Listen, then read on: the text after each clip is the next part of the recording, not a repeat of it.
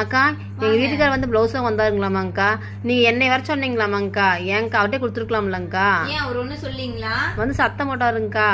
ஏங்க அவர் என்ன கொஸ்டின் கேக்குறாரு? ஏங்க கழுத்தை நீங்க இறக்கி வைக்கிறது சொன்னீங்க, அவரு யார கேட்டு கழுத்தை இறக்கி வச்சீங்கன்னு திட்டுறாரு.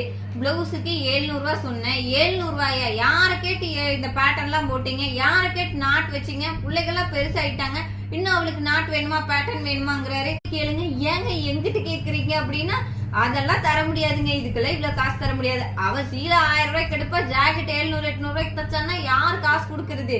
நான் எல்லாம் தர முடியாதுன்னு அவ்வளோ பேசுறாரு. அப்படி என்ன பண்றது? அதனாலதான் நான் போய் நீங்க உங்க வீட்டுல அக்காவையே அனுப்பிச்சு விடுங்க அப்படின்னு. நீங்க வந்து என்ன, அதாவது பில்லு யாரு கொண்டு வந்தாலும் நான் கொடுத்துருவேன் தான். ஆனா வந்து இத்தனை கொஸ்டின் கேட்டீங்கன்னா, குடுக்கறது ஒருத்தர் கொடுத்துட்டு வாங்க வரவங்க இத்தனை கேட்டீங்கன்னா நாங்க என்ன பதில் சொல்றது? உங்ககிட்டயே நாங்க பில்லு இவ்வளவு வரும் இதுன்னு சொல்றோம். ஒண்ணு